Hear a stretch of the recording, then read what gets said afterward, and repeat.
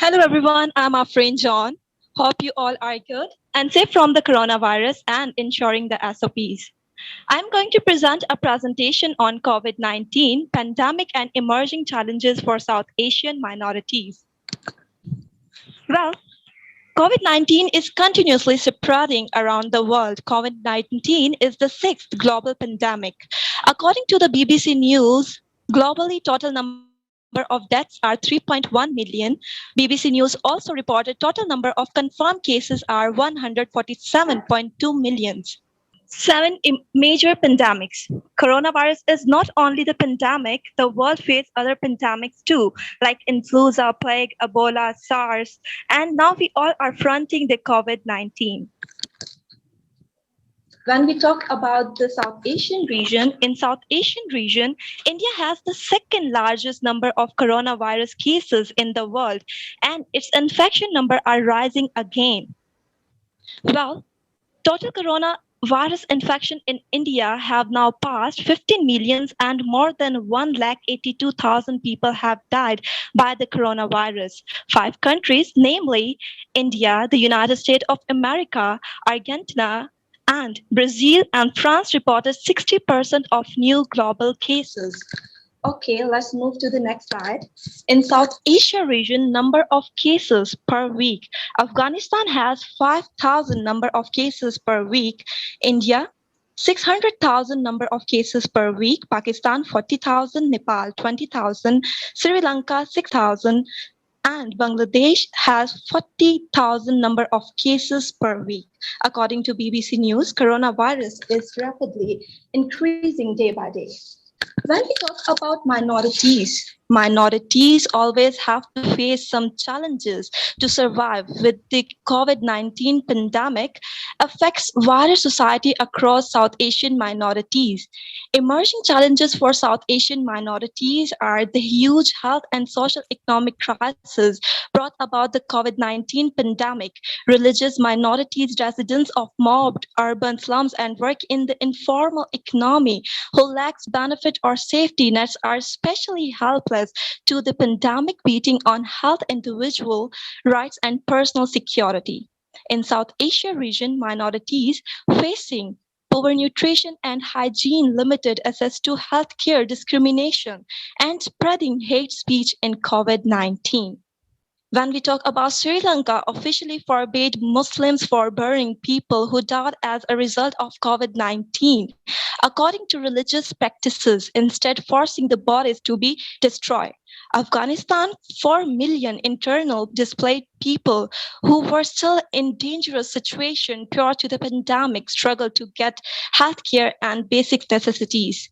COVID-19 intensified our already overburdened healthcare system in the camp, putting nearly 1 million Rohingya refugees in Bangladesh under even more restrictions.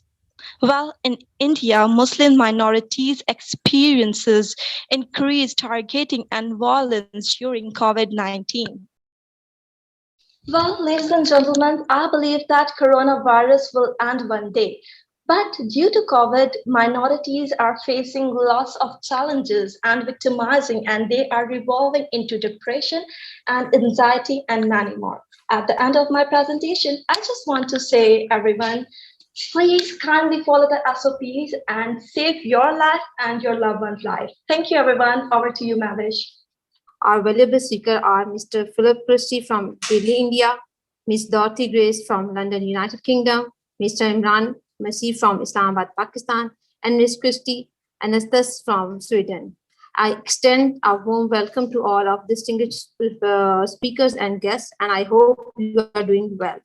During this webinar, we will address this type of challenges that minorities groups in South Asia are facing as a result of COVID-19 pandemic. I would like to invite Mr. Philip Christie. He is a president and founder of the All India Christian Minorities Front, where he has been working for the past 20 years. Sir, please continue. मैं दिल्ली से हूँ और भारत में दिल्ली से हूँ और जैसा ये सब्जेक्ट अभी आपने रखा है इसको मैं उस पर लेकर जाना चाहता हूँ कि खासकर भारत के अंदर जो माइनॉरिटीज के ऊपर जो है इस वक्त बहुत ज्यादा प्रोसिक्यूशन है, चाहे वो क्रिश्चियन हो चाहे वो हमारा मुस्लिम हो।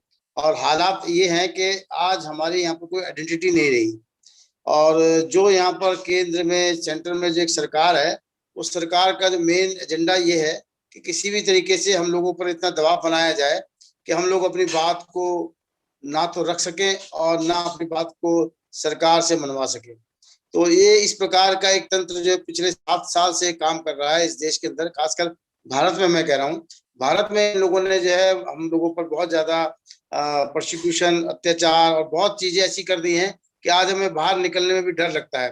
रही बात कोरोना की, तो कोरोना के लिए भी ऐसा इन्होंने एक सिस्टम बनाया हुआ है कि हम लोगों पर, खासकर माइनॉरिटीज के लिए, कि चुन चुन के हमारे लोगों को टारगेट किया जा रहा है। अगर हमारा आदमी कोई अस्पताल जाता है तो उसको सीधे जो है कोरोना का पेशेंट घोषित कर दिया जाता है। और सबसे ज्यादा दुख की बात यह है कि हमारे इस देश के अंदर आज हम लोग ऐसा महसूस कर रहे हैं कि जैसे हम यहाँ के नागरिक नहीं हैं, हम कहीं विदेश से आए हैं। तो एक बहुत बड़ा जो है यहाँ पर हम लोगों को इन्होंने जो है हमारे खिलाफ एक षड्यंत्र कर रखा है।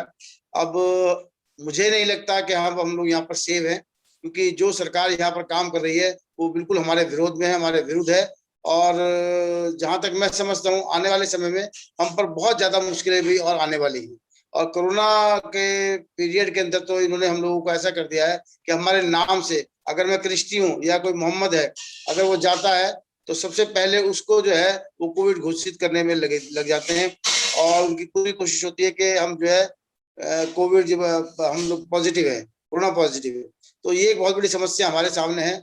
और आज इससे बड़ी समस्या एक और ये है कि इस देश में अगर ना तो हम प्रोटेस्ट कर सकते हैं, ना अपनी मांगों को मनवा सकते हैं, ना हम अपना अगर लिखित में अगर आज हम कुछ दे दे सरकार को, यहाँ के प्राइम मिनिस्टर को या होम मिनिस्टर को, तो हम लोगों पर जो है, हम लोगों को देशद्रोही बताया जाता है, हम लोगों को उठा के जेल में कर दिया जाता है। ये बहुत बड़ी समस्या आज हम लोगों के ऊपर है और हम लोग इससे जूझ रहे हैं। और लगातार हम लोग जो है चाहते हैं कि आप जैसे लोग हमारी इस बात को जो है इंटरनेशनल मीडिया तक लेकर जाएं, इंटरनेशनल मंच तक लेकर जाए, इंटरनेशनल प्लेटफॉर्म तक लेकर जाए।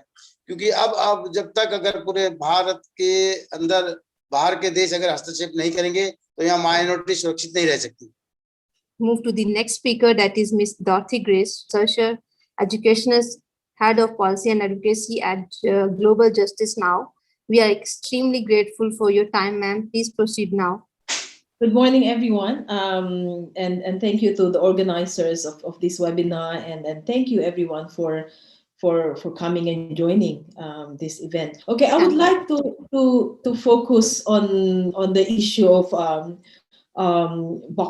vaccines, and then also the failures of the moment of almost many states. Maybe there's just a few that you could accept from here in terms of the health services tracking and tracing and all those much needed precautions for the spread. We all know at the moment from here in the UK, on our daily news, you're seeing the terrible situation in India. Many of my friends in India are getting sick already, and this situation could have been prevented. And I think I would like to put emphasis on the fact that this is the scarcity on the vaccines, the problem of failure of governments to prevent the spread of the vaccines, and the failure in terms of assisting their population to address the spreading virus is not normal. This and should be unacceptable. So we should put blame on governments that are putting their people in such a terrible situation. So I will center now on the fact that the supply of vaccines is not normal. So it is a scarcity that is emanating from the fact that there is a vaccine appetite. Everybody is not safe until everyone is safe, but the sad fact is that everybody is not on the same boat here. Some were able to navigate it on their yacht, some are on a dinghy, and some are simply swimming without even the lifesaver on their body. So everyone is not equal in navigating the global coronavirus storm. Rich countries are vaccinating 1 person per second. while the majority of the poorest nations are not even able to start the rollout, and some are doing the vaccination in a very, very piecemeal approach. Here in the UK, the successful vaccine rollout started last December 8th, and since then, 46.3 million out of the 67.6 million population here were vaccinated as of last Sunday. And that is thanks to the fact that we have a national health services where people, considering that if they have the GP, can get their appointment and get the vaccines for free. At the moment, this week, they are already vaccinating people in their 40s. So when we started in October, the doctors started vaccinating those people above 80. And they have for 65, 70, 60, now on the 40s. If they will get their target by summer, everyone above 18 will get them. So on hand, we are thankful about that, and the fact that they had the UK government had been successful. We're also aware that in many developing countries, they would have, or people have to wait until 2013 to receive the dose. And again, that is very much unacceptable.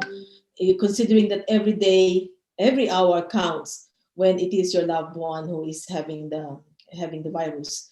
The UK, US, and the EU brought up more than enough doses even before those vaccines were manufactured. They were able to use their financial muscles to get enough supplies. If I speak of the UK, we have here more than enough supply, more than 3 times the population this year.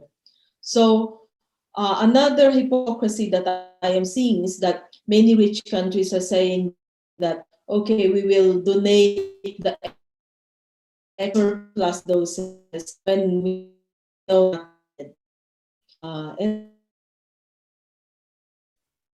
on one hand, charity, which will not address the problem, but at the second, it's also a bad kind of charity, because that would mean you have to let the people who need it wait until you're sure that you no longer need it. And in some cases in the US even, they're throwing away some vaccines because they expired. In Japan, they threw a lot of vaccines because it doesn't match the syringes that they have. So if we think that people are dying in other parts of the world while the rich countries are vaccinating and even throwing some of their supplies, that simply is not acceptable. So I will go on the second point here. So one problem is the rich are stockpiling, oversupplying themselves. The second part is that the same countries that have stockpiled and have enough doses are the same ones that are stopping the possibility of manufacturing more vaccines, because they deferred to the property rights of the big pharma.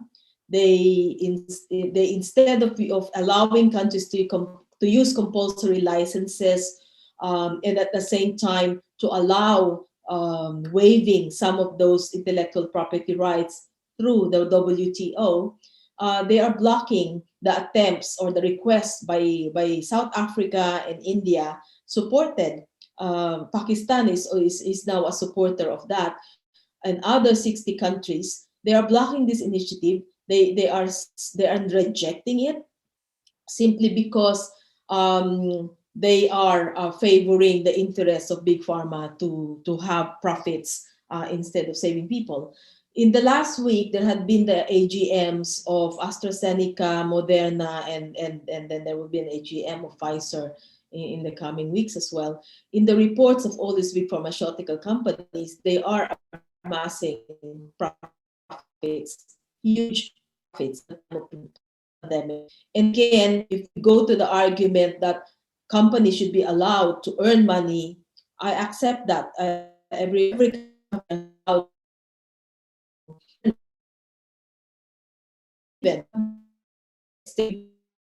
profit to the extent of keeping the monopoly and stopping small manufacturers to produce the vaccines. There are a lot of small companies in Bangladesh, perhaps even in Pakistan, in Indonesia, and other Asian countries that could have helped ease the scarcity because they have the capacity, they have the know-how how to produce the vaccines. I'm originally from the Philippines. The Philippines had been producing vaccines since the 1930s. But the problem is because of these World Trade Organizations, trade-related intellectual property rights that the rich countries are agreeing to and protecting, then we are seeing millions and millions of people to die, to allow the rich countries to continue with the profit. So what can we do? One, in the national level, we should press our government, in case of Pakistan, to continue supporting the TRIPS waiver. And then two, also press the government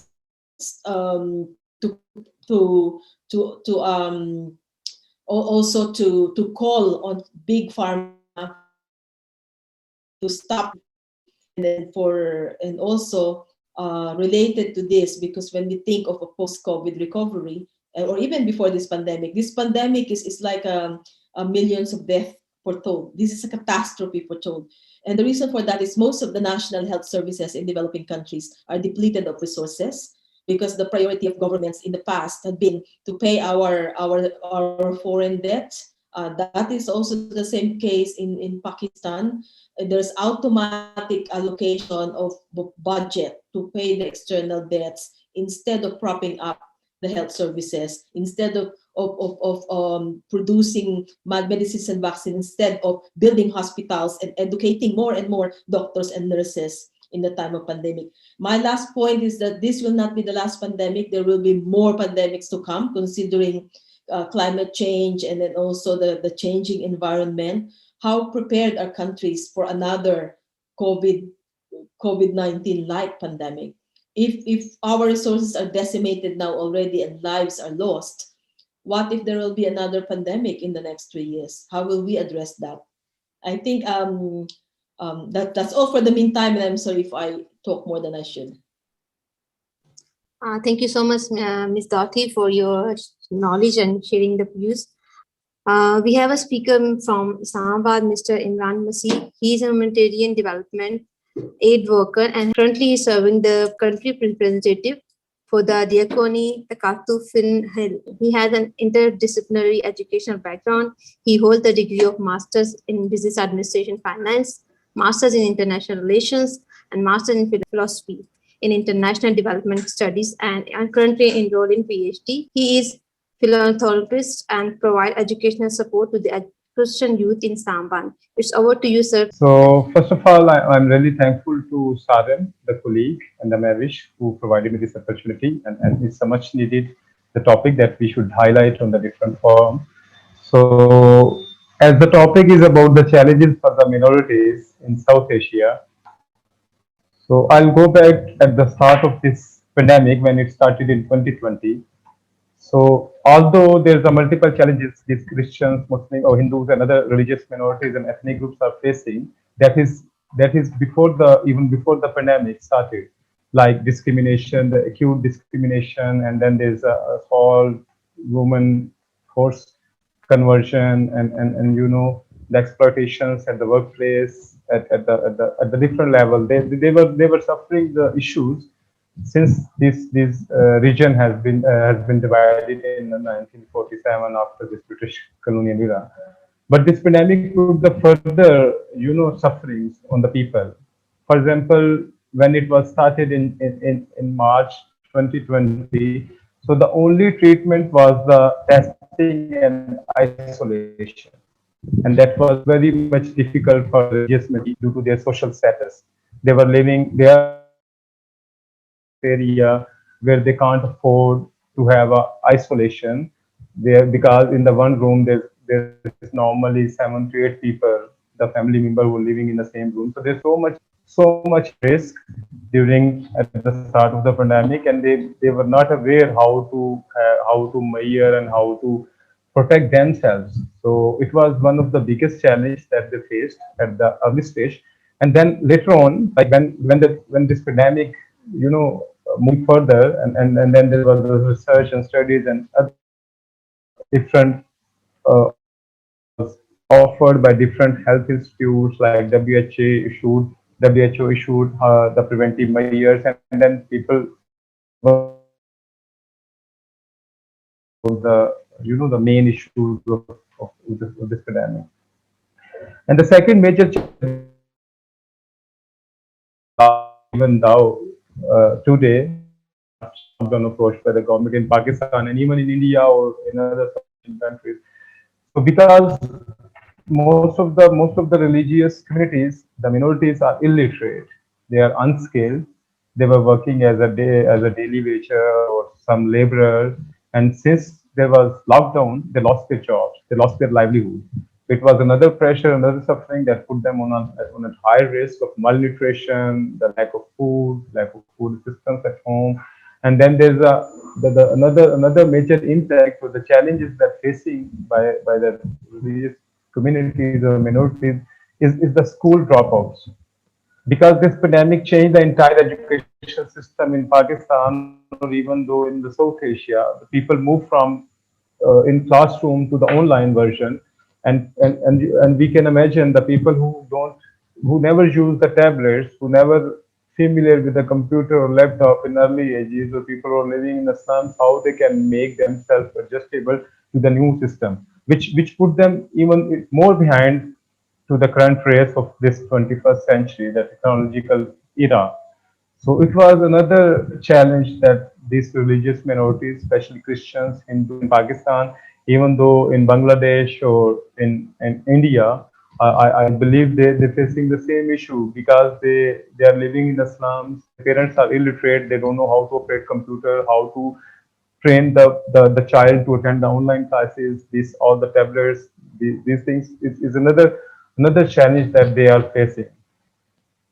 Moving on, then they are at high risk of transmission, the contraction to the virus because of their nature of job. Most of the people are working as a cleaner in the different offices in different industries. So since they are working as a cleaner, they are contracting to the different type of viruses every day. So they can't protect them. So this is another reason that they are very much vulnerable of this virus, the pandemic. And then the non-medical staff in the healthcare facilities, they're mostly from the community, from the religious minorities communities, like the driver, the cleaner, the washman, the office boy type position. These all are belongs to the mostly 90% people are from the religious minority. So they are not well prepared. They don't know. They are not well aware how to protect them, and even government doesn't provide any facilities where they can get the PPE kits. Although government is trying to protect the citizen, but still, because with this 210 million people, it's quite difficult for government. It was not something expected. It's unexpected and unprecedented situation. So it's globally. So yeah, government is doing their efforts, but still they are not reaching to the population who are more vulnerable. They are reaching to the population who are less vulnerable, like in form of vaccination. I will come to the vaccination later on. So these are the challenges that they are facing. Then the minorities communities also face the discrimination during the assistance, the COVID-19 assistance.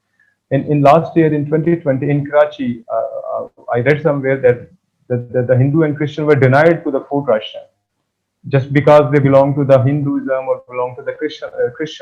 When they presented their identity card and after seeing their name and their religion, they refused to provide them the food ration. So it was something during this pandemic how you can discriminate. Even everybody is in dire need. Everybody have a need of food, and it's a basic necessity. So this is another challenge because this discrimination is prevailing since many years, many decades. So it's another opportunity that that for the majority the opportunity for exploitation, and this is another opportunity for the suffering to increase in their sufferings that they're facing.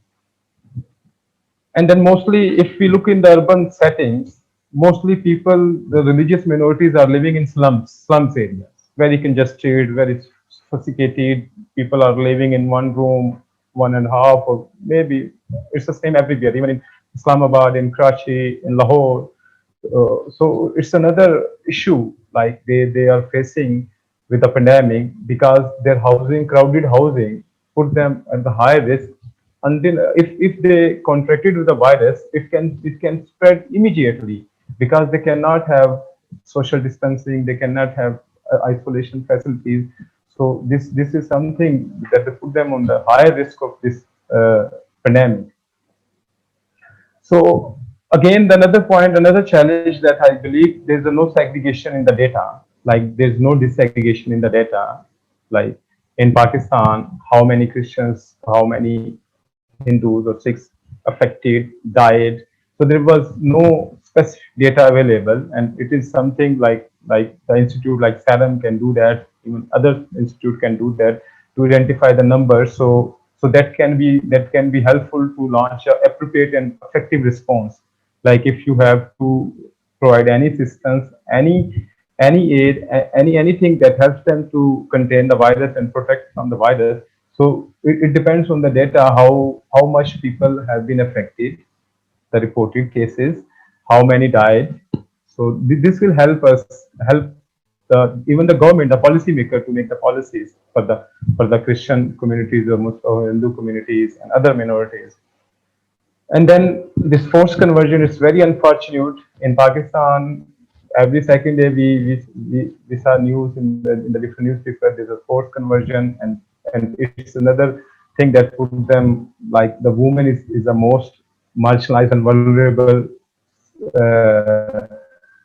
uh, segment of the society. So although they are suffering with all these issues that have been discussed, and now they are facing this forced conversion, so it is something like government should take into consideration and put efforts to save all those girls, Christian girls, Hindu girls, and other community girls from the forced conversion and all these things. And then the last point is vaccination that's been started from few months. I still have 2 minutes, yeah? Or time is up? Okay, thank you. So the vaccination, again, the government of Pakistan started the vaccination for above 60 years at the initial stage. Then they announced for the above 50 years, then announced recently they announced for the above 40 years. So the major challenge with the minorities is unawareness because they are not aware even how to register with the government of Pakistan. And if they get registered, so they don't know how to get vaccination. So this is something that government should plan something to provide the awareness at the broader level, at the grassroots level, so people know how to register with the vaccination and where is the center and how they can get the vaccination. For example, people above 60 in the slum dwellers, in slum areas or even the rural areas, they don't know, they don't use phones, they don't use mobile phones, they don't know how to send a message. And if anyone helps them, if they send the message, then there's a issue with the vaccination, how they can move to the vaccination center. Although government is making efforts to provide the mobile vaccination or something like that, but still there's an issue with the community, with the minorities, just because of their social status, just because of their educational status, their literacy, they are not much aware about the use of mobile, and the people who are living in the slums, in the villages, in the rural areas, they don't know how to get this facility and facilitation. So these are the internal external issues that the communities are facing. Then there's the internal issues within the community. Like for being a Christian, I think so the churches has to play their role to get the people vaccinated, because church is the only place where everyone have access, although it's illiterate, above 60, below 60. So mostly they visit the church on the regular basis. Or even though this pandemic put the people more towards the church because they believe God can save them. And we all believe God is the only one who can save us. So church should play a role to get the awareness, to provide the awareness to the people so they can get vaccination as early as possible, because there's only one solution of this pandemic, to get the vaccination. Although there's some studies and there's studies ongoing about the vaccination, all these things, but there's only one options available for this pandemic, and that is the only vaccination. So for the above 60, that is the most vulnerable, most at risk community, like the above 60 or above 50. So people should get the vaccination as early as possible. And our churches, para churches, even the temples, the people, the clergy from the Hinduism should come forward and play their role, because this time we should work together, like in integrated way. That's the only way to protect ourselves and protect everyone around us. Thank you so much, sir, for your valuable insights. So let's move to the question answer sessions. So we have few questions from our participants. So participants, you can ask the question one by one, please. Hello everyone. My question is from Phil Christie. Sir आप देख रहे हैं कि journalist और जो upper class के लोग हैं वो कोविड से बहुत ज़्यादा मर रहे हैं और उनकी बहुत ज़्यादा लोग उनको रिपोर्ट में भी आ रहे हैं, वो न्यूज़ में भी आ रहे हैं, लेकिन लाखों दलित, मुस्लिम और क्रिश्चियंस माइनॉरिटीज रोज के रोज मर रही है अलग अलग वजूहात से, लेकिन कोई भी उसे रिपोर्ट नहीं कर रहा, कोई भी न्यूज़ चैनल्स पे वो अपडेट नहीं कर रहा। तो ये किस तरीके से हम ये आवाज उठा सकते हैं? मैं एक पत्रकार भी हूँ और भारत के अंदर अभी हुआ क्या है कि जैसे अभी इन्होंने पूछा है कि हम लोग अपनी बात को नहीं कह सकते हैं, या हम लोग जो भी हमारे जो भी माइनॉरिटीज के लोग मर रहे हैं, और हालात ये है कि हमारे यहाँ पर जो है अब कब्रिस्तान भी नहीं है। जो पुराने कब्रिस्तान थे वो भर गए और नए कब्रिस्तानों के लिए हमने सरकार को बहुत जो उन पर जो है हमने बहुत मांग की, उनको लिख के भी दिया, उनको बताया कि आज हमारे यहाँ पर कब्रिस्तान नहीं है। जो पुराने समय के कब्रिस्तान थे, जो अंग्रेज जब यहाँ छोड़ गए, वही कब्रिस्तान हमारे पास थे। और अभी दिल्ली में हमें सिर्फ जो है पिछले 70 साल में 2 ही कब्रिस्तान मिले हैं। आज हालत ये हो गई है कि आज हमारे ईसाई लोगों को, हमारे माइनॉरिटीज को, हमारे मसीह भाइयों को आज जलाया जा रहा है। और सरकार जानती है, हम उनको बहुत रिक्वेस्ट कर चुके हैं, मगर वो हमें जगह नहीं दे रहे हैं। आज हालत ये है कि हमारे मसीह भाइयों को जलाया भी जा रहा है। और दूसरी बात यह है कि हम अगर डाटा अपना देना चाहें तो किसको दें? हमारी कोई सुनवाई नहीं है। यहाँ पर हमारा कोई डाटा लेकर भी राजी नहीं है। एक कब्रिस्तान पूरे दिल्ली शहर के अंदर हमारे पास है, जो जहाँ पर कोविड सेंटर जिसको बनाया गया है। तो जितना भी हमारा मसीह भाई अभी इस दुनिया से जा रहे हैं, विदा हो रहे हैं, उनको वहां पर कहा गया है कि आप जो है वहां पर अपना लोगों को लेकर दफनाइए। मगर वहां से और पूरे दिल्ली शहर के अंदर इतना डिस्टेंस है कि कई कई जगह तो 40-50 किलोमीटर दूर है, और हमें जो है दफनाने के लिए भी 2-2, 3-3 दिन का जो है वेटिंग करनी पड़ रही है। और सबसे बड़ी बात तो यह है कि वहां दफनाने की जगह है ही नहीं, बड़ी मुश्किल से नंबर आता है। और हम लोग इस वक्त इतने परेशान है यहाँ पर कब्रिस्तानों को लेने के लिए, मगर हमें कब्रिस्तान नहीं दिया जा रहा। और हालत अब ऐसी बन गई है कि ये तो रही कोविड की बात, मगर कोविड से अलग हटके आपको एक बात और बताना चाहूंगा। आज हमारे यहाँ पर, हमारे मुल्क में, भारत में ये हाल है कि हमें प्रेयर एंड वर्शिप के लिए भी जो है अनुमति लेनी पड़ती है, उनसे जो है हमें परमिशन लेनी पड़ती है। अगर हम अपने घर में भी अगर प्रेयर एंड वर्शिप करें, दुआ करें, तो उसके लिए हमें लिख के देना पड़ता है। हमको नया चर्च नहीं खोल सकते। अगर नया चर्च खोलेंगे तो हमें SDM के DM के पास जाना पड़ेगा। अगर वो कहेगा तो हमें जो है जगह मिलेगी। जगह क्या, हम लोग तो खुद खरीदना चाहते हैं, जगह भी नहीं हमें खरीदने दी जाती है। दूसरी सबसे बड़ी बात यह है, आज हमारे यहाँ पर ये हालत हो गई है कि किसी भी पास्टर को, किसी भी मसीह भाई को ये कह दिया जाता है कि ये जो है धर्मांतरण करा रहा है, ये जो कन्वर्ट करा रहा है, और उसकी कोई सुनवाई नहीं होती। 295A के अंदर उसको सीधे जेल भेज दिया जाता है। हम लोग जो है उनको छुड़ाने के लिए इतने परेशान रहते हैं, जहाँ पर कहते हैं कि कानून सबके लिए एक जैसा है, मगर हमारे देश में हमारे लिए कानून बिल्कुल नहीं है। बस जो कानून है, जो केंद्र की सरकार या जो यहाँ पर जो बहुजन लोग हैं, बहुजन का मतलब मेरा ये नहीं सभी से, यहाँ के जो हिंदू लोग हैं सिर्फ उनकी सुनवाई होती है। जो यहाँ का ब्राह्मण है सिर्फ उसी की सुनवाई होती है। वो अगर हम पर कह दे कि इसने धर्मांतरण कराया है तो सीधे हमें जेल होती है, हमारी कोई सुनवाई नहीं होती है। और जब तक हम लोग अपने लोगों को छुड़ाने की कोशिश करते हैं, हमें बहुत देर हो चुकी होती है। उसके अलावा उसके ऊपर और सारे काफी सारे चार्जेस लगा के उसको लंबा जो है जेल में भेज दिया जाता है। और यहाँ जो जुडिशरी है वो भी इस वक्त बिकी हुई है, और जो जुडिशरी में लोग बैठे हैं वो भी हमारे खिलाफ हैं। वो नहीं चाहते कि हम लोग इस देश में रहें। वो लोग हम पे एक आरोप लगाते हैं कि हम लोग जो धर्मांतरण करते हैं, लोगों को कन्वर्ट करते हैं। ऐसा कुछ नहीं है। सबसे बड़ा इन्होंने हथियार कन्वर्ट का बना रखा है। और रही बात कब्रिस्तान की, जैसे मैंने भी आपको कहा, कब्रिस्तान में लोग कहते हैं क्या जरूरत है आपको जो है दफनाने की, आप जलाइए। आप लोग तो पहले हिंदू थे, हिंदू से ईसाई बने, तो आप लोग तो हिंदू, आप जलाओ अपने आदमी को यहाँ पर। तो कहने का मतलब ये कि बहुत बुरे हालात पैदा यहाँ पर हो गए हैं। जो पहले हमारा भाईचारा था, सौहार्द था, जो सद्भाव था, वो सब कुछ खत्म हो चुका है। आज इस देश में अगर कुछ बचा है तो वो बचा है जो लोग आज केंद्र में बैठे हैं, जो सरकार चला रहे हैं। बस वही लोग जो है अपनी मनमानी कर रहे हैं। या बाकी यहाँ का दलित, यहाँ का ईसाई, यहाँ का मुस्लिम, यहाँ का जो अति पिछड़ा जो भी बैकवर्ड क्लासेस हैं, सब बहुत बुरी तरीके से जो है उनको परेशान किया जा रहा है, उनको मानसिक संतुलन उनका खत्म किया जा रहा है, उन पर मानसिक दबाव बनाया जा रहा है। हमें ये बताया जा रहा है कि हम 2M दर्जे के नागरिक हैं इस देश में, हम 2M दर्जे की नागरिकता है हमारे पास, क्योंकि हम लोग ईसाई हैं और हमें बार बार ये कहा जाता है कि तुम लोग हिंदू थे, हिंदू से ईसाई बने हैं। मैं खुद, मेरी जो है 4th-5th जो जनरेशन मसीह में है, आज मुझे भी ये बोला जाता है कि तुम लोग जो हो हिंदू हो, अपने आप को हिंदू क्यों नहीं कहते, तुम लोग हिंदू हो। तो अब ये बताइए, जिस देश में हमारे बाप दादा इस जमीन पर इस खाक में मिल चुके हैं, आज हमें इस तरीके से बर्ताव किया जा रहा है जैसे हम कहीं बाहर से आए हैं। हमें कहा जाता है तुम यहाँ के नागरिक हो ही नहीं। इंडिया की जो पार्लियामेंट है उसमें मेरे को एक डिबेट में बुलाया गया था। जब मैं वहां डिबेट में गया तो मेरे संग 2-3 सुप्रीम कोर्ट के लॉयर भी थे, मेरे दोस्त थे, उन लोगों को तो अंदर जाने दिया गया। मगर जैसे उन्होंने मेरा आइडेंटिटी कार्ड देखा, मुझसे पूछा अपनी आईडी दिखाओ, मैंने अपनी आईडी दिखाई तो मेरी आईडी पे जो है लिखा था फिलिप क्रिस्टी। तो कहता तुम तो यहाँ के हो ही नहीं, तुम यहाँ पर हो ही नहीं। मैंने भाई मैं भारत में पैदा हुआ हूँ, मेरी 4-5 पीढ़ी यहीं पर थी, जो मुझे पता है।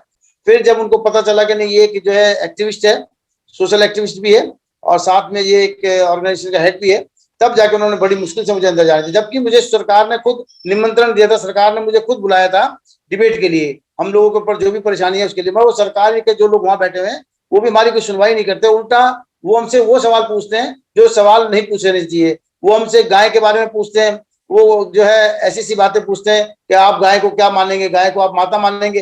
तो इस तरीके के सवाल हमसे पूछे जाते हैं, तो जिसका कोई औचित्य नहीं है। मगर मैं आपको ये कहूंगा कि भारत में आज मसीह लोग बिल्कुल भी सुरक्षित नहीं है, और उसकी एक खास वजह मैं आपको और बता देना चाहता हूँ। उसकी वजह यह है कि हम लोग एकजुट नहीं है, क्योंकि मसीह संस्थाएं बहुत सारी हैं, मसीह मिशन बहुत सारी हैं, सब अलग अलग उसमें बटे हुए हैं।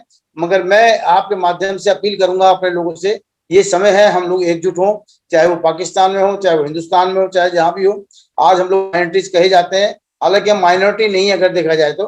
हम इस देश को चलाने वाले हैं, हमने इस देश को बहुत कुछ दिया है, मगर हमें आज उन्होंने ऐसा दर्जा दे दिया है कि ये जो बाबा भीमराव अम्बेडकर हमारे कानून में लिखे माइनॉरिटीज, हमें आज उन्होंने माइनॉरिटीज से भी नीचे का दर्जा दे दिया है। अब वो हमें 2M दर्जे का नागरिक मानते हैं। उनका कहना यह है कि तुम पहले हिंदू हो, ईसाई नहीं हो। अपने आप को हिंदू कहोगे तो तुम्हें यहाँ फैसिलिटीज मिलेगी, अगर तुम कहोगे तुम ईसाई हो तो तुम यहाँ के लोग नहीं हो, तुम बाहरी लोग हो, तुम्हारा धर्म बाहर का है, तुम लोग बाहर के हो और तुम्हें कुछ नहीं मिलेगा। अगर तुम्हें जाना है तो यहाँ से जाओ, यहाँ तुम्हें रहने की कोई जरूरत नहीं। तो कहने का मतलब ये है कि आज हम अपने घर में भी जो है इबादत नहीं कर सकते, जहां पर इबादत करने का भी जो है राइट ना हो, तो मैं कहता हूँ उससे बड़ी समस्या कोई नहीं है। हर आदमी को हमारे कानून में, भारत के कानून में कहा गया है कि हम अपनी इबादत कर सकते हैं और हम अपने धर्म का प्रचार कर सकते हैं। मगर आज उसका बिल्कुल उल्टा हो रहा है, हम धर्म का प्रचार तो छोड़िए, हम अपने घर में इबादत नहीं कर सकते।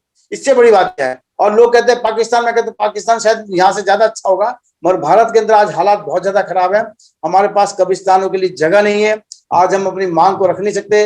मैं एक सोशल एक्टिविस्ट भी हूँ, मैंने बहुत सारी जो है प्रोटेस्ट यहाँ पर करे हैं। पूरे भारत में लोग जानते हैं कि हमसे ज्यादा प्रोटेस्ट किसी ने नहीं किया, और जब भी हम प्रोटेस्ट करते हैं हम मुझ पर भी जो है गलत एलिगेशन लगा दिया जाता है कि आप लोग दूसरों के जो विदेशी लोग हैं उनके इशारों पे काम कर रहे हो। यानी कि किसी भी तरीके से हम अपनी आवाज को बुलंद नहीं कर सकते, ना अपनी बात को कह सकते हैं, क्योंकि अब यहाँ पर क्या है, जो कार्यपालिका है, विधायिका है, जुडिशरी है, और आपका जिसे आप कह सकते हैं कि एक इस तरीके का हमारे खिलाफ माहौल बना दिया गया है कि ना तो हमें कानून से कोई मिल रहा है अच्छा कोई रिजल्ट, ना हमें लोकल जो एडमिनिस्ट्रेशन है उससे मिल पा रहा है। बस उनके नजर में हम लोग बिल्कुल 2M दर्जे के नागरिक है। वो चाहते हैं कि किसी भी तरीके से हम लोग जो है अपने आप को ये कहें कि हम हिंदू हैं, और अगर हम कहें ईसाई तो वो कहते हैं आप जाओ, ये धर्म आपका बाहर का है और आप यहाँ के नहीं है, आप यहाँ से जाइए। तो ये मैं आपको कहना चाहता हूँ, बहुत बड़ी परिस्थिति हमारे साथ में है, हम लोग बहुत परेशान हैं। आप लोग इसमें हमारी कुछ सहायता करें, हमारी मदद कीजिए, और इस बात को जो मैंने आज कहा है इसको आप इंटरनेशनल तक पहुंचाइए, इंटरनेशनल लेवल तक लेकर जाइए, ताकि हमें कुछ राहत मिले। और खासकर आपको पता है जैसे कई कंट्रीज ऐसी हैं जिनके दबाव में जो है इंडिया काम करती है, अगर वो थोड़ा सा प्रेशर डाल दें तो मैं समझता हूँ कि हमें थोड़ी सी जो राहत मिल सकती है। तो आपको मुझे यहाँ बुलाने का बहुत बहुत धन्यवाद, ये मंच मुझे देने का बहुत बहुत धन्यवाद। आपने मुझे बुलाया और मुझे इन्वाइट किया, आप सबका बहुत बहुत थैंक्स। और जितने भी यहाँ पर लोगों ने मुझे सुना है वो कृपया करके मेरी बात को बहुत ध्यान से सुने, और इसके लिए हम क्या कर सकते हैं, हम मिलजुल कर क्या कर सकते हैं, इस पे विचार करें। धन्यवाद, आप बहुत बहुत धन्यवाद। Thank you so much, sir. Next question, please. I have a question from Miss Dorothy. Ma'am, my question is, in most of the languages spoken in the region, simple precautions to reduce the risk of being infected or spreading COVID-19 are not available. What is being done about this? Okay. Well, if we also look at other countries, Pakistan, South Asia is not unique on this. In one thing that came to mind initially is the case in Brazil, where you have the MST or the landless workers movement. These are peasants. These are really people also that many of them did not go to school, so they also suffer from that kind of inequality in society. And in their case, they have helped community workers, self-organized, and I think this is also reminded me of the case in Kerala in India, where you have community organizations that have their own health programs that have health workers that go house to house. And I think this is similar to what was mentioned earlier by one of the speakers, Imran, that if the government support is not enough, that is where non-government organization, community organizations come in. And in the case of the MST in Brazil, they have their own. They are highly organized. That's the big difference. They are highly organized. They even have Cuban trained doctors from their own community. So when I say Cuban trained doctors, these are sons, and I mean these Brazilians, landless peasants, received training from Cuban doctors how to do community manage health response. So that includes two things, which is solidarity between Brazil and Cuba, and then also in the case of India, massive public education from community groups and the government. Thank you, Ms. Dorothy. Next question, please. Hello, I have a question from Mr. Imran. What effects did COVID-19 have on economic development in South Asia? Okay, yeah, thank you. So yeah, there is a various impact on the economies of the South Asian countries, because these are the fragile economies, except with a few. If we look at the South Asian region, so apart from India or now Bangladesh has a very good economy, like their GDP is much better than in past. But unluckily, we are very much behind in terms of GDP growth. Like we are in minus now. So this is one of the impact of COVID, because the industry was not functional last year. 2020 was a year, although it was the year where most of the industries were shut down by the government just to contain the virus, and it's really affect the economies. If you look at other countries in the region, Bangladesh, uh, Nepal, Bhutan, although if you look at the Nepal, Bhutan, or Maldives, their economy mostly based on the tourism, and it was not functional in last year. So it's really affected them. And in our case in Pakistan, like our industry is also affected because of the close down of the industries, the markets, the channel, that is, the production channel from producing to the selling point, everything was closed for a couple of months, not the couple of months, even 4 5 months continuously, and then partially. So it really affected the economies, and this trickle-down effect happened to the most marginalized communities. The people who are living under poverty line, who are living at poverty line. So they are the most affected population or segment of the society, because they didn't have option. Normally, those people do not have savings, so they can utilize them. So it has many multiple effects on the people, especially from the people from minorities or the low status, social status. I hope I answered your question. Thank you so much, sir, for your answer. Dr. Syed Khurram Mahdi, to conclude this meeting. Over to you. Indeed, it's a privilege to be asked to wrap up such an informative session. And I would like to thank all of the speakers, Mr. Philip Christie, Ms. Dorothy Grace, and Mr. Imran Masih, on behalf of SARIN and the entire team, for sharing their valuable insights with us in today's webinar.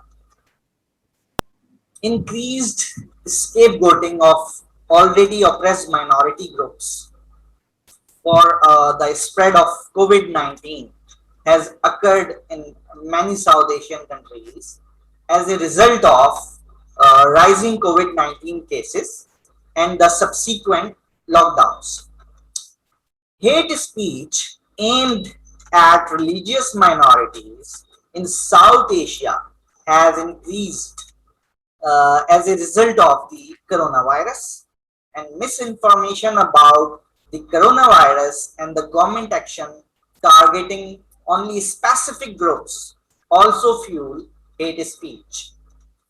The Muslim community in India, for example, has been increasingly stigmatized and blamed for the spread of coronavirus. The government, on the other hand, took no action against other religious groups who broke social distancing laws, with government officials also taking part in such events or gatherings. This contributed to an increase in anti-Muslim hate speech, especially on social media, where hashtags like Corona Jihad went viral. Because of the spread of such hate speech, Muslims have faced economic and social boycotts, doctors and hospitals refusing to treat Muslim patients for the fear of contacting with COVID, and even physical assaults. In Sri Lanka, Christians have been harassed and their places of worship has been attacked or closed. Hill country Tamils have also long been classified as foreigners, and despite their recent grant of citizenship, they are still considered neighbors and face barriers to basic rights. The Sri Lankan Ministry of Health issued new guidelines stating that cremation is compulsory for those who died of COVID-19, and revising the previous guidelines from the Sri Lankan government. And contrary to the WHO guidelines, which states that there is no evidence of transmission of disease by the body of individual who died from the COVID virus, and they can be buried or cremated. WHO guidelines further stated that the dignity of the dead, their culture and religious traditions, and their families should be respected and protected. The Muslim community expressed its outrage and declaring this government guideline violates Islamic traditions. Civil society groups and activists in Sri Lanka also argued that such misinformation and policies from the government helped to contribute to hate speech and stigmatization against Muslims. Well, in Burma, the government has continued an internet blackout in 9 townships despite reports of COVID-19. Internet blackout severely hits the ability of the local community to access the vital public health information. In neighboring Bangladesh, Rohingya refugee camps also affected and face internet restriction under these pretext of government efforts to fight crime, but hampering their ability to receive public health information and humanitarian assistance. The non-governmental organization and public health experts have warned of the vulnerability of the Rohingya refugees to the disease given the condition provided within the camps, the crowded conditions. Similarly, in Jammu and Kashmir in India, continued blackout since the abrogation of Article 370 have limited the Kashmiris' access to information. and communication with families and ability to receive medical treatment. The Burmese essentials are being withdrawn, and UNHCR schools and clinics are to be shut down. Dalits report physical and structural violence over there as well. So it is recommended that all South Asian nations accede to UN Convention on Refugees and Statelessness to protect and support the refugees, and enacting the comprehensive anti-discriminatory law, repealing those laws which discriminate, and introducing legislation that protect refugees and minorities is also highly recommended. Civil society is supposed to advance the dialogue and initiatives across the region to understand and address the issues facing all minorities. And we can collectively pass this test of humanity by putting the vulnerable groups at the forefront of the prevention and mitigating efforts, irrespective of their identity, which is the key to realizing the incredible human vibrancy that exists in every country in the region.